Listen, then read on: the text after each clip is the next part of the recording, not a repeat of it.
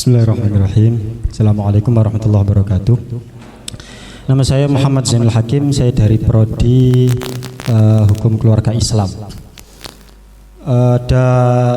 Tadi sudah kami dengarkan bahwasanya tujuan beliau ke Indonesia adalah salah satunya ke negara Indonesia adalah untuk safari dakwah tentang keislaman.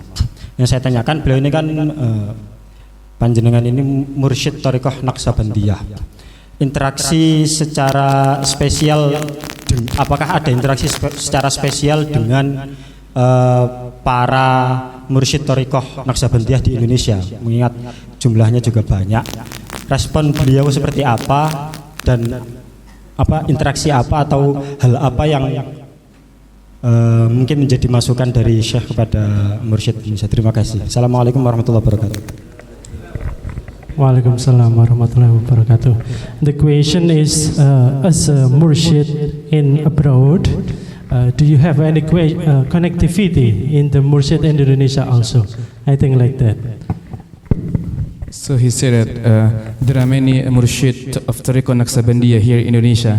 It's one of the Thariqah Mu'tabarah. It's a well-known Thariqah in Indonesia, acceptable here. But there are many mursyid. Do you have a special relationship or connection with them?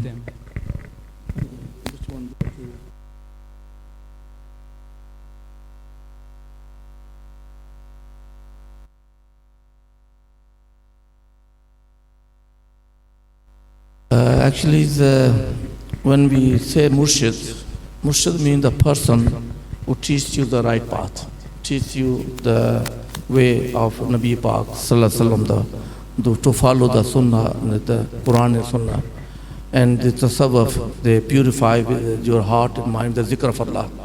And at the moment, I don't know about the back, so many mashayikhs, the Naqshbandi order in different part of the world. But whoever teaches you according to Quran and Sunnah, you have to follow it. And who have the love of Nabi Sallallahu, the first thing. And second, and all the Sahaba Ikram and Ali Bayt and all Awliya Ikram. And whichever Silsila, the Naqshbandi, Qadri, Chishti, Sarwardi, Alvi, or Shadli, whoever Sheikh is, we have to respect them, and they follow the real path of according to Quran and Sunnah, and do the zikr and the Sharia, follow the footpath of Nabi Sallam. We should respect them, and we should get the barakat from them, and we respect all of them.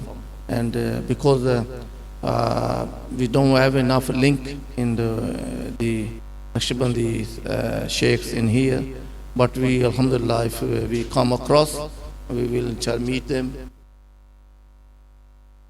write each other up. Ya, dalam ajaran tasawuf kita lebih mengedepankan kepada memurnikan hati, pikiran dan juga jiwa. Mursyid adalah sebagai jalan untuk menyampaikan kepada murid-muridnya. Nah, beliau mengakui tidak ada hubungan dengan beberapa mursyid di sini, belum tahu ya. Tetapi yang pasti adalah ketika ajaran itu tidak menyimpang dari ajaran Al-Quran dan Sunnah, mereka senantiasa menghidupkan Sunnah dan tetap menjaga syariat, maka patuhilah guru itu, patuhilah para mursyid itu, karena jalan ilmu adalah dari mereka. Terus kemudian yang bisa kami tambahkan juga bahwa sebenarnya kami juga dapat undangan di Ijtima' Thariqat Indonesia nanti tanggal 25 di Semarang, tetapi karena jadwalnya kita ada di luar negeri, jadi belum bisa ikut. Nah, kebetulan paman saya ada dulu adiknya Pak Rohim almarhum Miftahul Rahim. Nah, adiknya Pak Miftahul Rahim di pusat sana dan menginformasikan untuk mengundang kami di tanggal 25 di Semarang, tetapi kebetulan sudah ada agenda yang fix, jadi tidak bisa kami lakukan. Beliau ini adalah mursyid Thariqah Naqsabandiyah, terkenal di Eropa, tetapi murid beliau tidak hanya di Eropa, tersebar di seluruh dunia. Bahkan di tempat terpencil sekalipun seperti di Fiji Island, itu pulau kecil yang ada di atas Australia. Lalu kemudian di Trinidad, itu tempat kecil yang bahkan mungkin kita malas untuk datang ke sana, didatangi. Apalagi kalau hanya negara-negara terkenal gitu ya, di Amerika yang terkenal pasti didatengin. Jadi alhamdulillah tidak diundang tetapi bisa hadir ke tempat kita. Mudah-mudahan ini ada membawa keberkahan buat kita, membawa kebaikan gitu ya untuk kita semuanya. Okay, audience, is there any addition of the questions? Come on, ada yang ingin ditanyakan lagi? Bapak Ibu?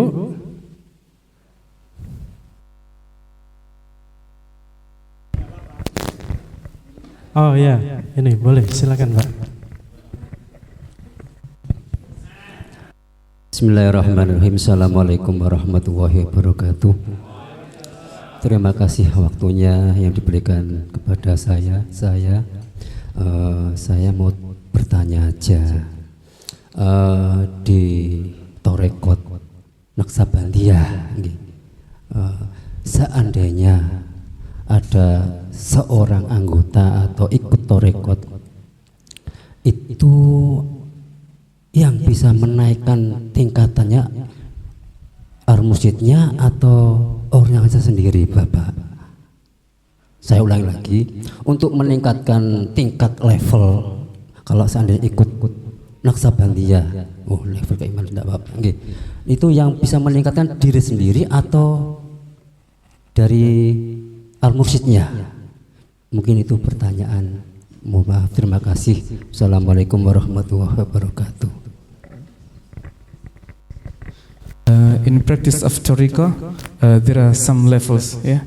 So to increase to the next level, to the higher level, who decide, Murshid or himself? Actually, it depends on the sobas. In Naqshbandi order, it's mainly you have to more physical attendance with your master. Then when you get more and more attendance, you can yourself feel it, which level you are in. And sometimes, like you go in the madrasa, in the school, when you are in class 1 and the student knows, you see, what is learning, then the teacher passed him, you see, they put him on another level. And some knowledge the student knows as well. But mostly the teachers know more better than the student. Similar in the murid, how he is receiving or following the way of the master, and the thing he tells, if he follow those ways, then he get another level. But he knows as well how struggle is doing it. But secondly, the teacher always know better than him. And automatically, this is spiritual world, you see. Spiritually, you purify yourself, you feel better than before. So when you're feeling yourself, you're purifying your heart and mind, and when you get the lazat, the taste of the dhikr, taste of the badr, that means you went to another level. More you get the taste, more the love of dunya goes out from you, love of Allah Ta'ala, Nabi Pak Sallam, and love of deen comes in you, that means your level is increasing. Betul bahwa kita mengenal ada level di dalam Torikot gitu ya. Nah, tadi pertanyaannya, siapa yang menentukan ketika seseorang itu naik levelnya, apakah seorang mursyid ataukah dirinya sendiri? Hal yang paling penting nggak usah dibahas itu dulu. Yang paling penting adalah ketika Anda bergabung dalam sebuah Torikot, maka mendekatlah kepada guru, mendekatlah kepada mursyid, terus ikuti, dampingi terus. Maka di situ nanti rasa itu akan muncul, akan lebih hidup. Tetapi pada prakteknya jelas mursyid itu akan lebih tahu ketimbang murid. Sama ketika panjenengan, teman-teman semuanya, ketika menjadi seorang guru, lalu ada murid yang dekat kepada Anda, kemudian Anda coba ngetes, dia menjawab tes, tiba-tiba saja, Anda naikkan, sama nggak usah ikut ujian, langsung naik, udah lulus, dan seterusnya. Itu artinya kedekatan kita kepada guru itu menjadi sangat penting, ya, menjadi sangat penting. Di situ banyak berkah yang turun. Kemudian kami tambahkan juga bahwa ketika kita mampu merasakan ladzah, nikmatnya ibadah, nikmatnya zikir, Ya, setiap kali kita mendapatkan kenikmatan yang baru dalam zikir, itu artinya kita ada kenaikan level, ya. Dikatakan seorang ulama pernah mengatakan bahwasanya tanda ya kita menjadi baik, naik level itu adalah ketika kita ibadah itu merasakan nikmatnya. Kita sholat itu semakin nikmat. Tapi lek panjenengan ya kita semuanya sholat lalu kemudian kok gak enak kabeh nih opo ya. Nah, itu berarti dipertanyakan gitu ya. Jadi laddah, kita latih bisa merasakan nikmat zikir, nikmat ibadah. Okay, thank you. I think it will be the last question from Mr. Amiruddin. Want to ask something to the speaker? Come on. Terima kasih. Tadi saya dengar itu terima kasih. Tadi saya dengar panjenengan menyampaikan pemurnian, pemurnian ibadah. Artinya bahwa ketika kita beribadah itu la syarika lahu. Akan tetapi kita ini mungkin khususnya saya itu kan belum mengenal jauh sekali terkait dengan hadis dan Al-Quran. Tolong sampaikan kepada saya atau pada jamaah ini dan praktekkan langsung bagaimana caranya merasakan lazatnya kita itu beribadah kepada Allah. Ya, apakah kita butuh mengenal kepada Tuhan atau mengenal kepada mursyidnya dulu? Terima kasih.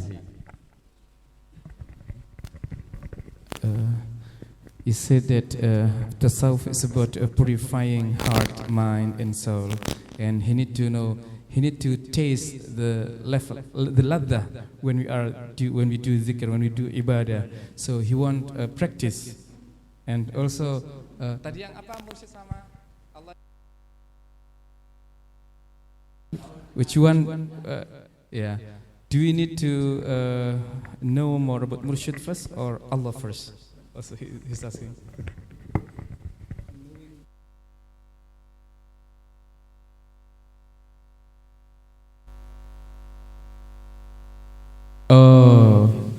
Oh, you mean maksudnya untuk bisa mendapatkan kenikmatan itu mursyid, mengenal mursyidnya dulu gitu ya?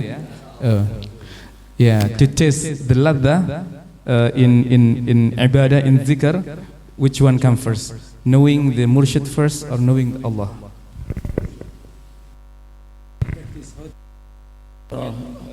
Allah knows everything. Allah always knows, but as a human being, afterward, you see the rahmat of Allah Ta'ala, you cover the man of Allah, and sometimes the student feel himself as well, but the teacher knows better than him as well, because he knows which level he is. More he increase the level, the more he get the taste. But Allah knows the best in everyone. And it's more he purifies the dhikr of Allah, he can get the taste, you see. But the teachers knows which level the student is, because he's teaching. So then he gives the advice, if you want to increase his knowledge, increase want to get a more purified heart and mind, then the more he attend these gatherings, more he achieve. But it depends on how sincere he is. Some children, some students, they come in the college or universities or in school, or similar in spiritual, the classes, but they don't pay attention. If they pay, so some of them stay less, but they fully concentrate what the teacher is saying. It depends on how he is keen to learn the knowledge. More he keen, more interest, more he is fond of to learn that one, more he gonna achieve, inshallah. Sebenarnya gak terlalu penting bahas itu, gitu ya. Artinya yang penting itu adalah jadi tidak hanya banyak ya prakteknya itu banyak. Kemudian student atau murid itu dia mungkin merasa lebih tahu dari sisi keilmuan, dari sisi banyak. Padahal bisa saja sang guru ini adalah memendam, dia lebih tahu atau lebih mana. Tapi itu dalam kaitan adab ya. Tapi untuk mendapatkan laddah nikmatnya dalam ibadah, zikir, tahu level segala macam itu tuh sangat bergantung kepada seberapa sering kita ikut dalam majelis-majelis zikir, seberapa istiqomah kita di situ, dan seberapa ikhlas kita hadirkan hati kita di situ. Itu yang sangat menentukan. Saya tadi malam habis ada acara majelis zikir dan ijazah kubro, diikuti sekitar 1.500 orang, dan sebelumnya ratusan orang juga di tempat yang lain. Di kemarin itu, ya Allah, nggak nyangka. Jadi Pak Yai dan seluruh jamaah mereka tiba-tiba baiat semuanya, berbaiat semuanya di siangnya kemudian di malamnya. Bukan karena mungkin Syekh lebih pintar segala macam, enggak, tetapi memang ketulusan. Beliau datang dengan ikhlas ingin menyebarkan rasa cinta, peace, love and harmony itu kepada sesama. Nah, sedikit mungkin sebelum ada pertanyaan ya tentang kenapa baiat itu penting gitu ya. Itu adalah untuk mengikat, sebagaimana Anda sekolah di kampus itu dapat nomor stambuk gitu ya. Iya, benar, ada nomor stambuk gitu. Kalau di sekolah gitu. Itu menjadi identitas sehingga sekolah tahu, guru tahu. Sama dengan ikatan dengan berbait itu adalah kemudian terjadi ikatan yang kemudian tidak hanya secara fisik saja. Kita kemudian boleh berpisah, tetapi secara spiritual kita tetap terhubung. Mungkin Syekh nanti ada di negara lain, tapi doanya hadir untuk kita semuanya. Atau bahkan sampai ke level dunia setelah ini, level akhirat. Ketika mungkin sebagian dari kita ada yang mungkin masuk ke surga, saudara yang lain kok belum, nggak ridho ini, ditarik juga. Bismillah. Ya intinya saling mengingatkan. Gitu ya. Nah kalau nanti panjenengan kepengen praktek gitu ya. Ya kita kembalikan ke moderator atau siapa. Kalau berkenan ya kita ada zikir sebentar saja mungkin, ala mereka seperti apa gitu ya. Kalau tadi tanya, mungkin jenengan bertanya-tanya, baiatnya seperti apa? Enggak neko-neko. Jadi seperti saya mohon ampun kepada Allah, saya bertaubat, saya berjanji melaksanakan salat 5 waktu, saya berjanji menunaikan zakat, saya akan melaksanakan puasa Ramadan, dan jika Allah memberikan kemampuan maka saya akan menunaikan haji. Saya bertobat. Itu.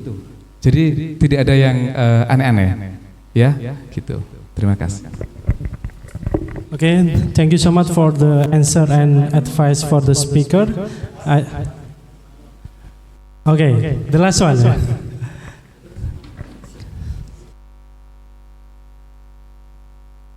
Again. Sebelumnya saya disclaimer ya bahwa saya adalah hamba yang dhaif. Tapi saya ingin bertanya,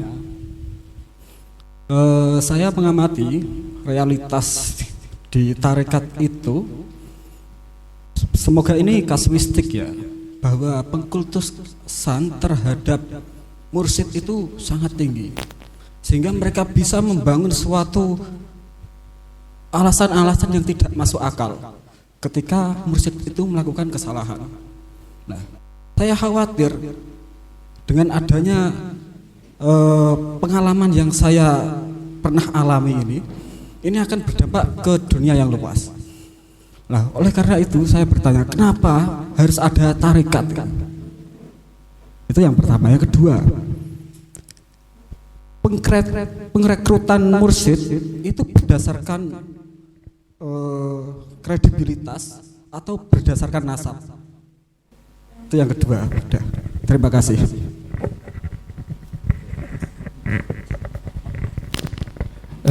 Here in Indonesia there are so many practices of tariqah, and especially here in Jombang, and it has happened the mursyid is doing something wrong, yeah, but still the follower go with him, and so because of the so when he did wrong, then still follow him. So what do you think about this? And yeah, first and the second is in tariqah there are mursyid, and so who actually decide the mursyid? It is because of credibility or because of nasab or what? Who is the mursyid? And finally, he is the one who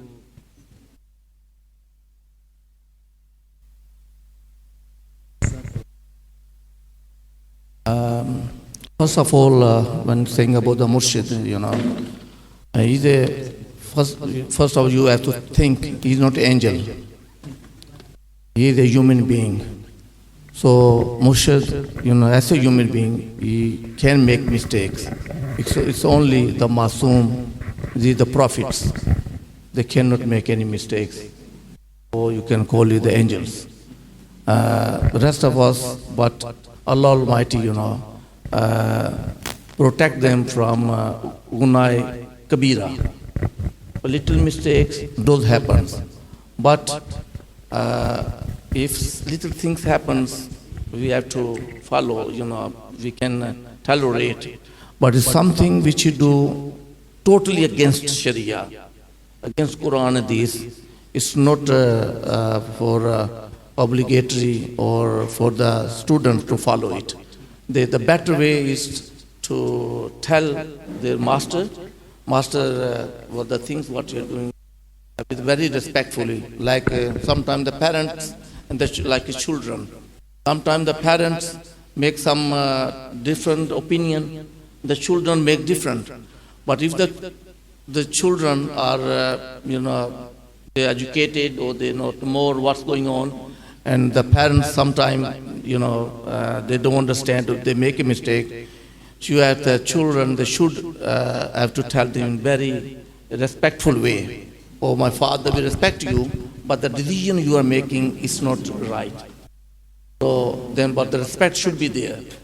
And similar with your teacher, if he doing a small mistakes, you have to tell him as well, and in a respectful way. But if you do commit something, which is totally against Sharia, Quran and Hadith, that's not, it's obligatory to the followers to follow him.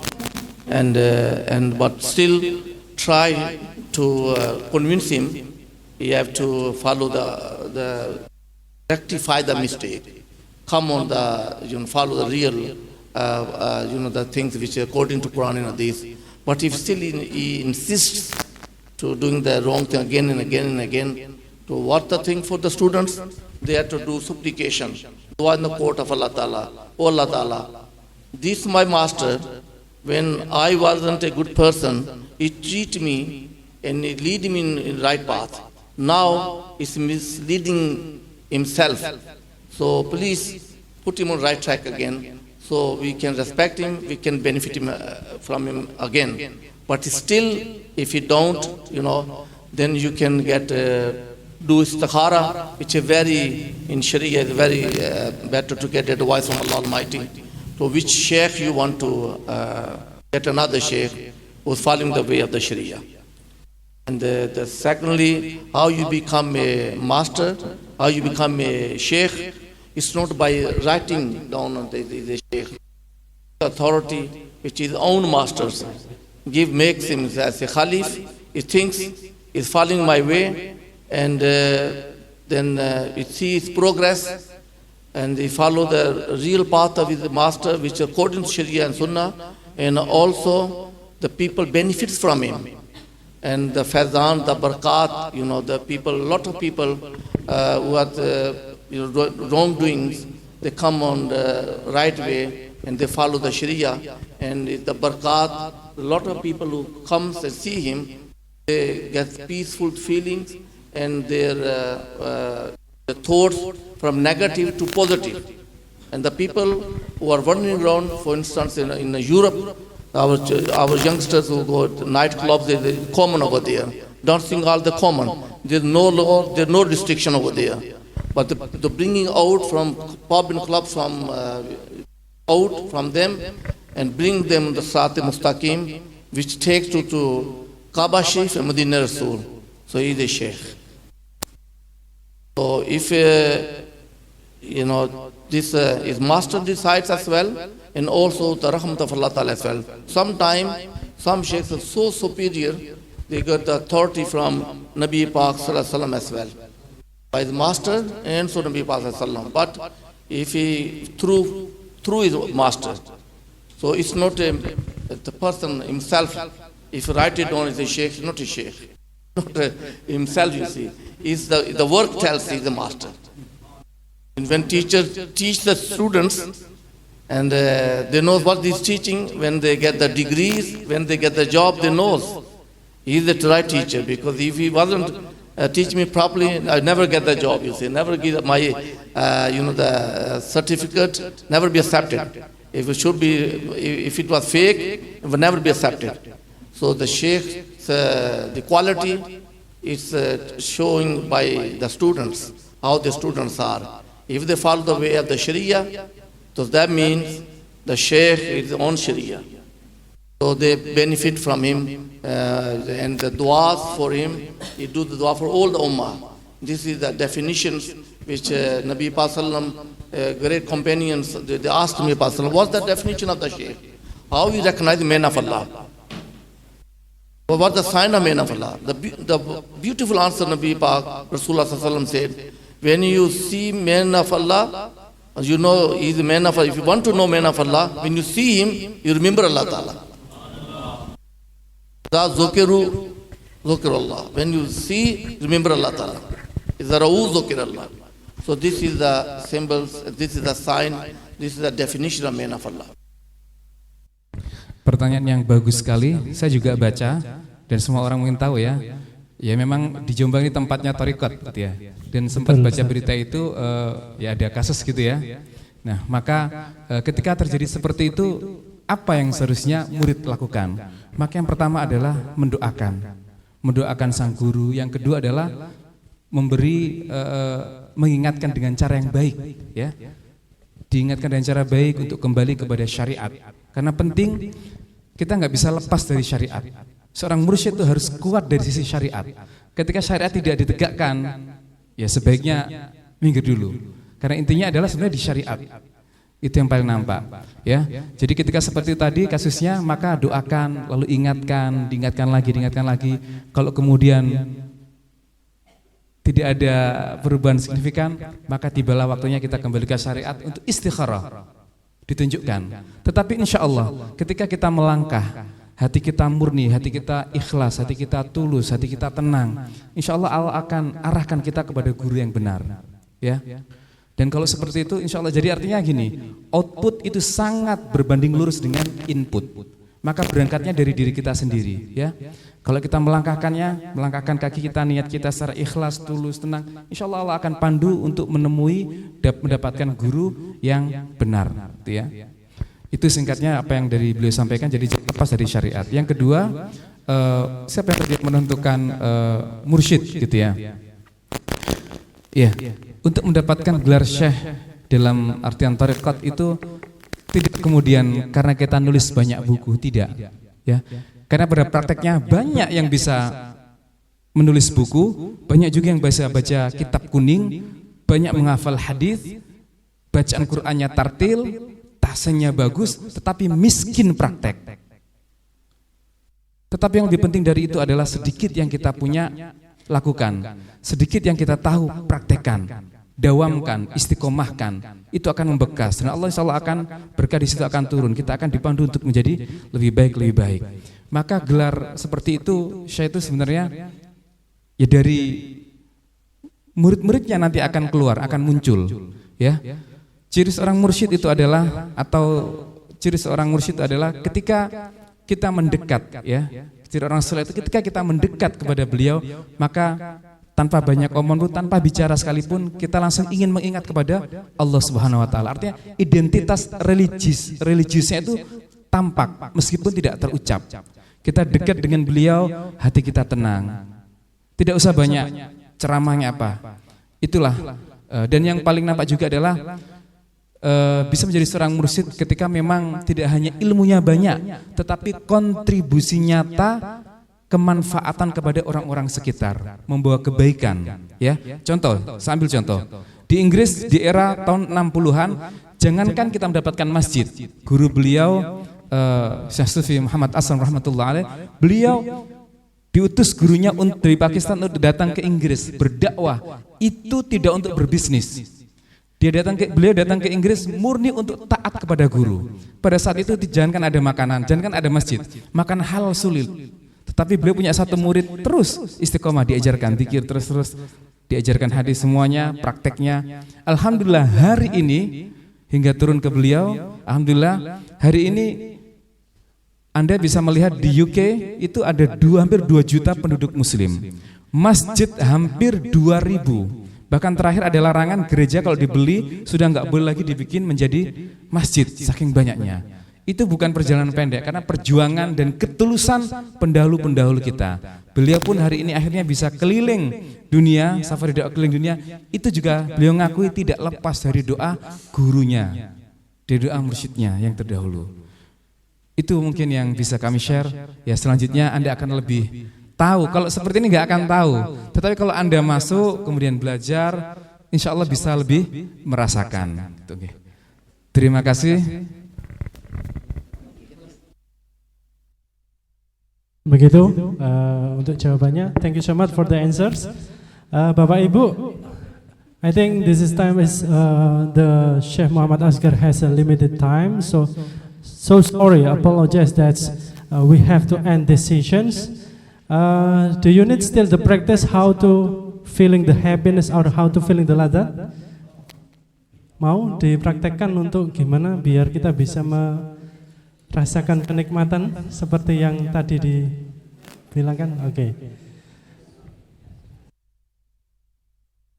Okay, sir, I think that the practical will be okay for the audience for a little time. We are going to try to how practice to touch the nikmah, yeah.